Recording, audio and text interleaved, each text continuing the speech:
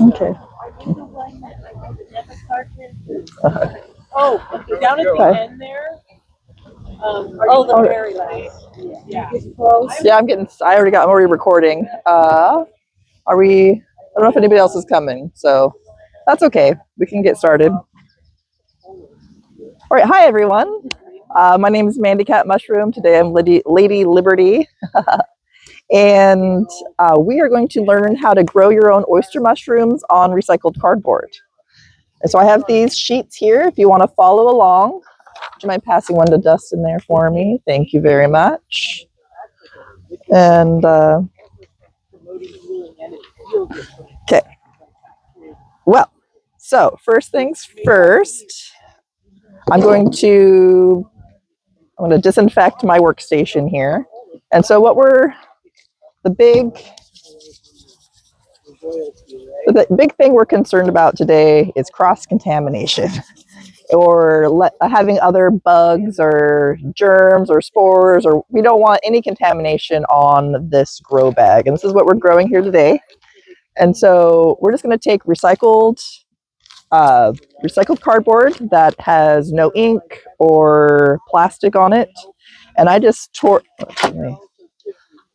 finish sanitizing here. So I sanitize my hands, and I want to sanitize this pair of scissors here.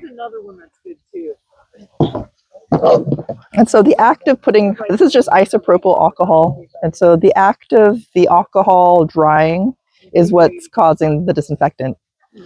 And so we don't want to dry it too quickly, because drying is what's causing it to sanitize our work surface here. Well, I have to use the bee, honey. And then I'm just going to wipe everything down here as well. Okay, so those are clean. This is clean. And I'll just grab this. So I just this is just an Instant Pot. You can use any pressure cooker or just boiling water. And so I just took pieces of cardboard that had no ink, or I peeled off all the plastic and everything, and then just kind of put them in smaller sizes here. And then I just have oyster mushrooms that I bought at the store. And so we know these are, good old mushrooms. And so all we're going to do here is basically take pieces of these oysters and just tear them up kind of like string cheese. And that's actually like another identifying factor of these mushrooms, is that they tear instead of breaking like chalk. And they also have offset, you can see here, they also have offset stipes. So some mushrooms, they have the stem in the middle, and then the caps go evenly around it. Well, oysters, they're kind of offset, and that is another identifying factor for these oysters. And so actually I'm going to close this because I want to keep my contamination load to a minimum here, because even the fresh air will cause contamination. If you're doing this, let's say if you're doing like a Petri dish with like agar solution, you definitely want to use like a flow hood for that. But these oyster mushrooms, since they grow so fast, it's fine. You want to be like conscious to like not actively put contaminants in with it, but like they're going to grow up so fast, you don't have to be as strict as with like all the other mushrooms. And that's what makes these so accessible for people, is you don't need a ton of equipment in order to be able to do this. Hi, buddy. You want to come over here? And great. All right, so right now I'm just tearing up these mushrooms. So yeah, you don't really need any special supplies. You don't need a knife. You don't need too much. And I'm just kind of tearing this up now so I don't have to do it once my lid's open. Okay. And I could probably have you guys help me with this too. Do you want to help me tear up some mushrooms better? Okay. Okay, can I put some isopropyl? You can just set that down right here. You can take it later. So I'm going to put some isopropyl alcohol, and let's have you stand over the edge there. Not on top of my papers. Probably gonna clean mine. It will. Yeah, here you go. So just rub that all over your hands, and then just let them dry, air dry. Yeah, there you go. Cool. Okay, bud. I did something similar for substrate one time. Nice. So I'll have you start just kind of tearing these into small pieces, like kind of like that. Want to work on this one? Sweet. Thanks, man. Listen. Oh, sweet. You're making sure it's nice and sanitized for us. And so the next step here is we're going to get our plastic bags ready, and they'll look like this when we're done. Hi, how you doing? And so I just have like a gallon size freezer bag. Yep, perfect. And so this is just a gallon size. You can use any kind of freezer bag. I recommend the freezer style because the plastic's more durable. And what we're going to do with these sanitized scissors is I'm just going to open this up a little bit, and I'm going to cut a small hole in the top. And I don't want it to be too big because I want this tape to be able to cover the hole easily. And I don't want to use like lots of tape and like make a bandage or whatever. So it just needs a little hole. And what this is for is that the mushrooms breathe just like we do. And so they inhale oxygen and then they exhale CO2. So we don't want to suffocate our mushrooms here. So we're going to make them a little breathing hole. Hope I'm doing this. You're doing great, man. Good job. Yeah, a small little, yep, perfect. You got it. Keep going. Now, so I'm just going to, not super wide, but you know, just about a ½ inch or so. Just a little hole here.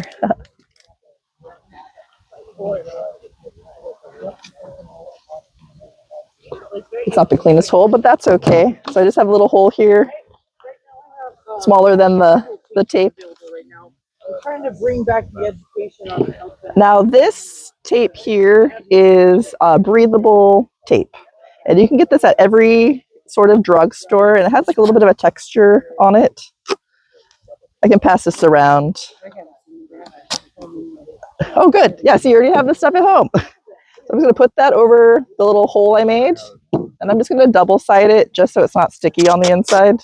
And then that allows enough breathing? It's enough, yeah. We're basically making like a one-way valve here. Yeah, it's enough. Yeah. Hi, how you doing? And then again, I'm just putting another layer on the inside. So I'm keeping my bag closed. So once again, no oxygen or dirt or contamination is coming inside the bag since this is brand new. It's already clean. Well, that's great, bud. I think that's enough. Thank you very much for your help. Appreciate it. Okay, no problem. You're fine. Are you okay? Okay.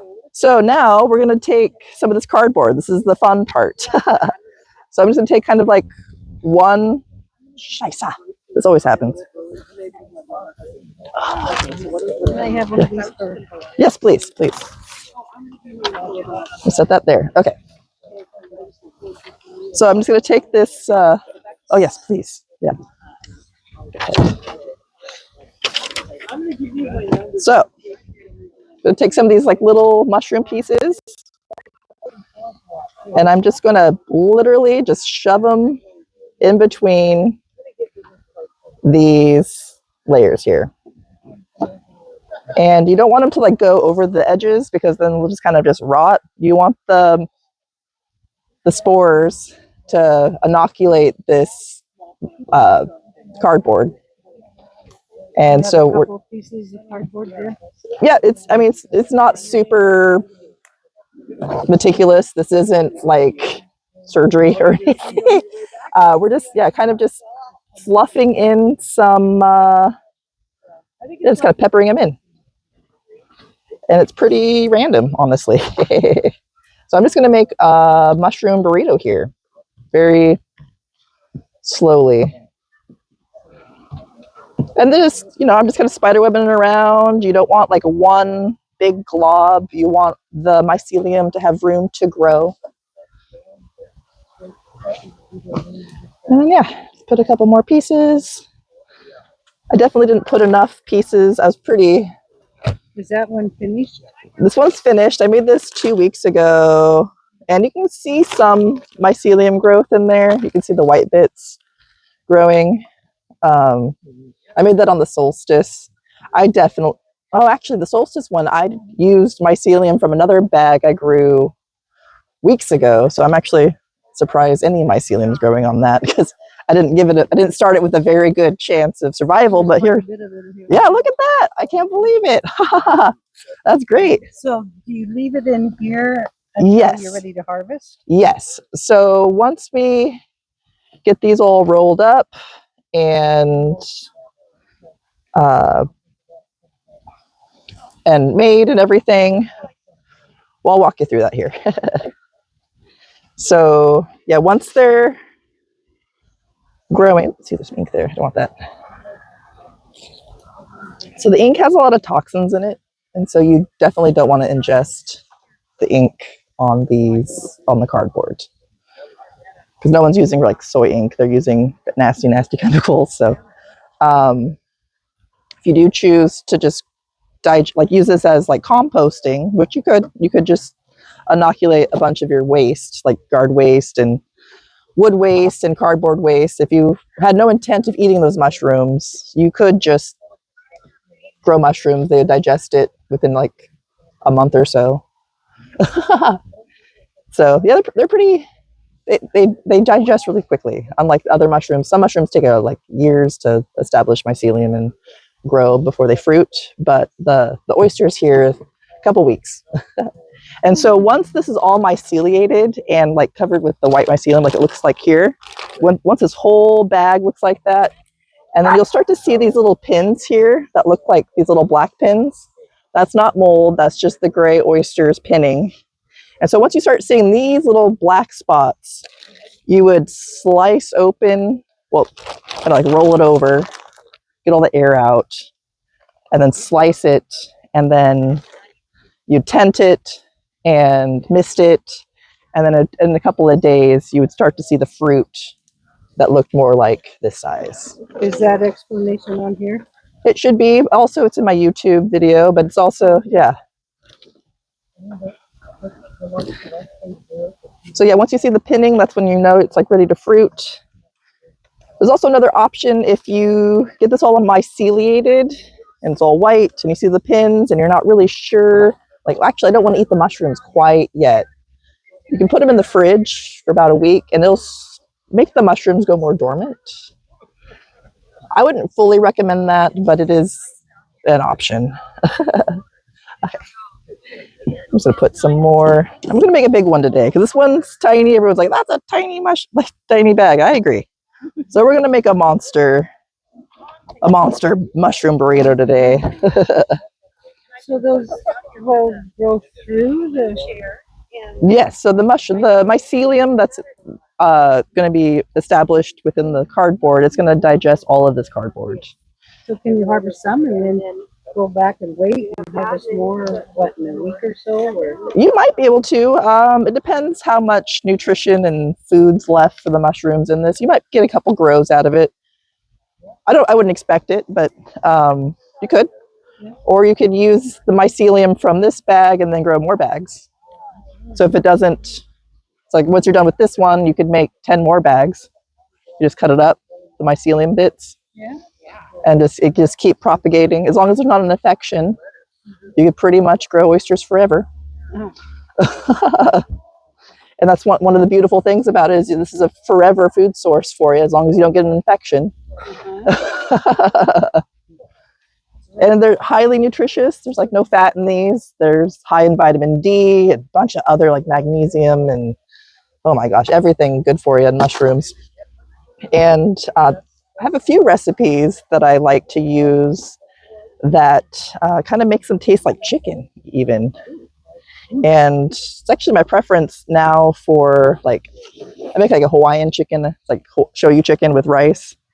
And, you know, honestly, I'm preferring this oyster mushroom version better now. It's great. Now they have all these mushrooms growing all the time. It's like, let's go. And it's good for the environment and your body. So let's just keep eating like that, please. So yeah, just peppering in. So what would happen if you put a big chunk on there? So it'd probably rot before it would start growing the mycelium.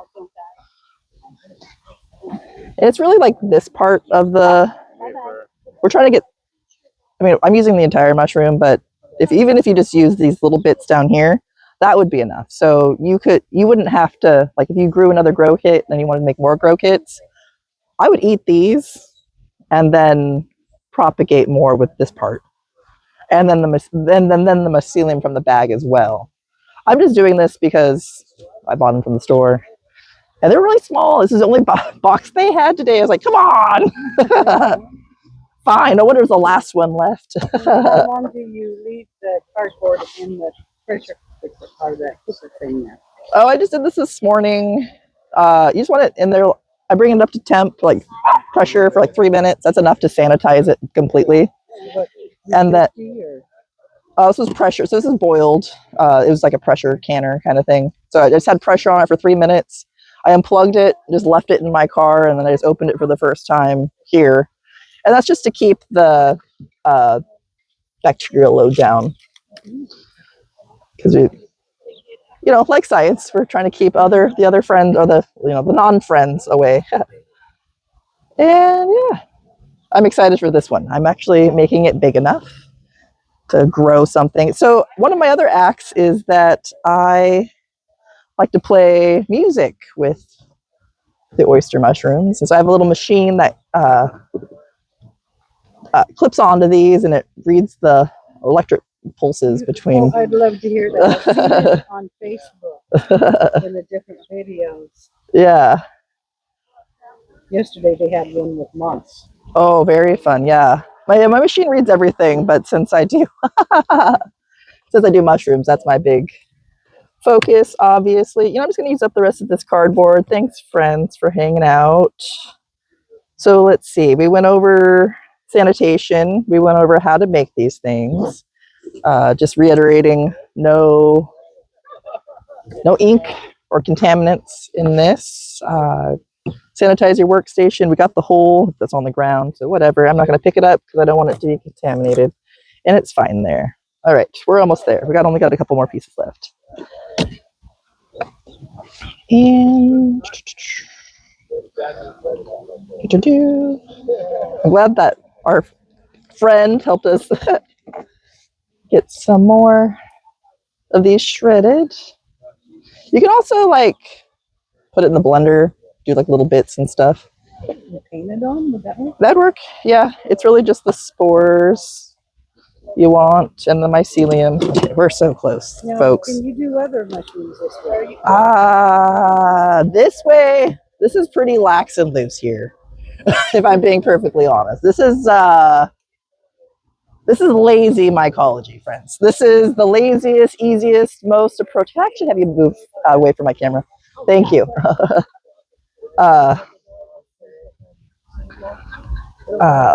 So yeah, we're just lax and loose. So another even easier way is you can, if you have a bunch of cardboard in bins, or if you just want to do it outside, you can literally just cold soak water on the cardboard, let it kind of drain.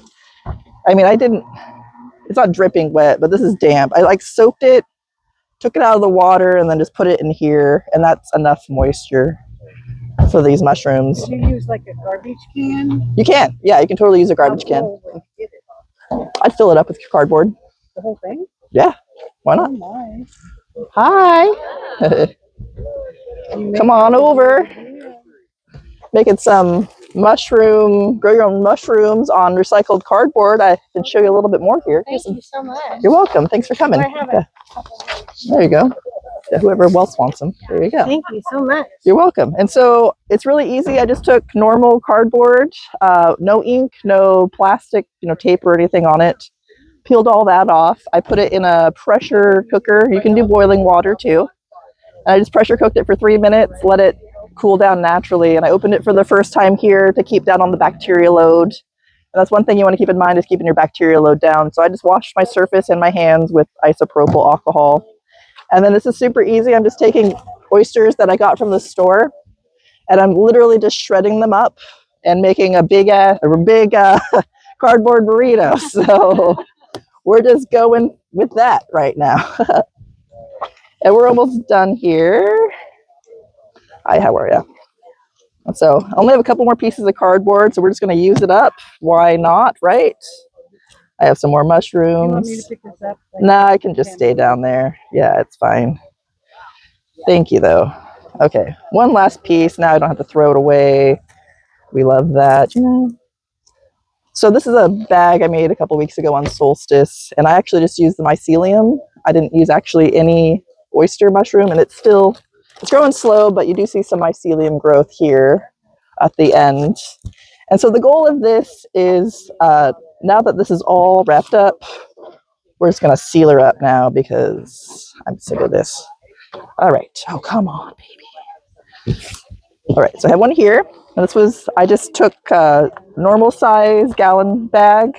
I have some breathable tape here. I cut a little hole. I just made the hole smaller than the tape so I didn't have to do a doctor work here. And I just did one on the inside and outside. And then just keep this closed to keep the contamination down. And now we're just going to, come on. I know, right? I need the wind to stop blowing. Ha! It's better than Bay Street. Usually I do this act on Bay Street in Florida. So, oh, hi, bud. Oh, hey. How you doing? We're doing some, oh, please don't touch that. Thank you very much. And now I'm just leaving a little bit of air, not a ton of airspace, but a little bit, just so the mushrooms can have some breathing room here. And mushrooms, just like us, they inhale oxygen and exhale CO2. And so they need to breathe as well. And then just keep this in a 70 about degree area of your house. Probably, I just keep it on the kitchen counter. No light, it doesn't need any light. Well, probably no light would be best, and that's mostly just to keep it from getting too hot.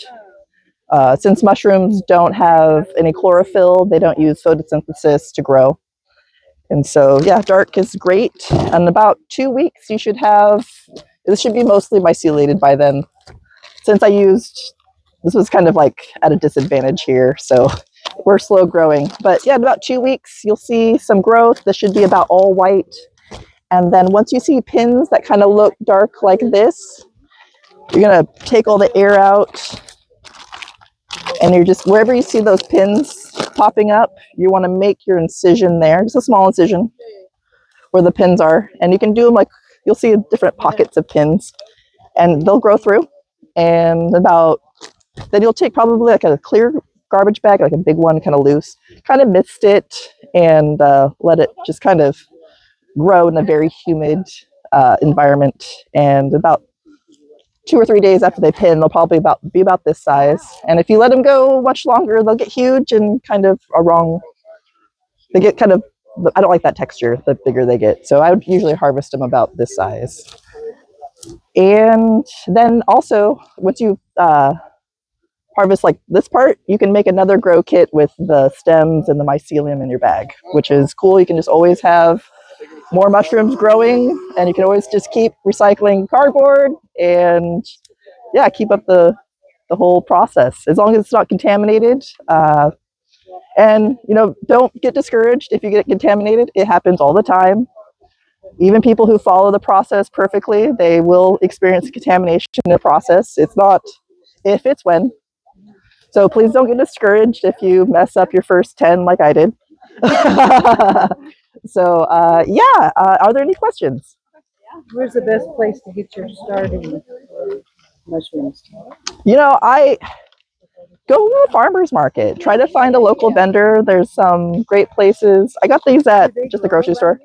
Yeah, there's a great place in Yachats that they have a great mushroom growing operation up there. And then Bandon also has a bunch of mushrooms growing. Oh, in the wild. Oh, yeah, you can find oysters growing. I actually found quite a few in Mapleton, like up here. I found a log that had just a bunch of oysters, so I had dinner that night. Oh, I guess also you want to make sure to not start yellow oysters. Those are highly destructive oysters. They're actually deforesting many forests in the Midwest right now. So that's another, I guess, thing to keep in mind, is that we don't want to just be throwing random mushrooms out in the world, because those yellow mushrooms are digesting so quickly. It's actually changing since they exhale so much CO2, it's raising the temperature and creating and changing the entire ecology of certain areas. Also, they're eating like whole trees in like a season. So the yellow oysters are very, very fast digesters. So yeah, we would just want to be mindful. But these are just gray oysters. You know, we find these in Mapleton up here, so in the mountains. So Can you dry those? why? I dry chanter. I dry chanter. Oh, okay. Oh, do you? You could, yeah. I wouldn't go through the effort of that, but you can. I don't think they're soup. I don't think they're quite that flavorful. I mean, they have a good flavor, but I would, I would take the time for like a bowl eat. Yeah, I wouldn't use the resources to dry these personally. So, but I do have like a really great recipe that uses a bunch of oyster mushrooms in one go. I guess I haven't told you guys about the shoyu chicken I make, or the shoyu mushrooms. So what you do with these is kind of like the same thing, but you would start out, and I would just tear these into like bite-sized pieces, and I would stop there. And so I would just basically split all my mushrooms in half. If they're like quite big caps, just kind of whatever bite-sized piece you would like. But that's enough there. And I would just get a dry cast iron skillet, no oil, like light, seasoned, so it would be like non-stick, but no oil in it, dry. Hot pan, put these in, let them saute like medium low heat, get all the moisture out, and they'll get kind of dry and a little brown like that, and that's the point where you're gonna get the nice browning from your oyster mush. Oh crap, let's back up. So to make these taste even better is I would do this, and then I would put it in boiling water for 15 minutes. And so what that does, if you're not used to eating a lot of mushrooms, humans, we've lost our ability to digest chitin. And so a lot of time when people eat a lot of mushrooms for the first time, it can upset your stomach. And they think it's like a mushroom. They think the mushrooms are bad, and it's not necessarily. It's just that we've lost the ability to digest chitin in our bodies. And so boiling them in for like 10-15 minutes in water, drain that water off completely, and just like I let these just kind of hang out and dry in a colander, and I kind of like squeeze the water out as much as I can, and then dry saute them. And then once all the moisture is gone, they're not too dry, but you got some nice browning on there.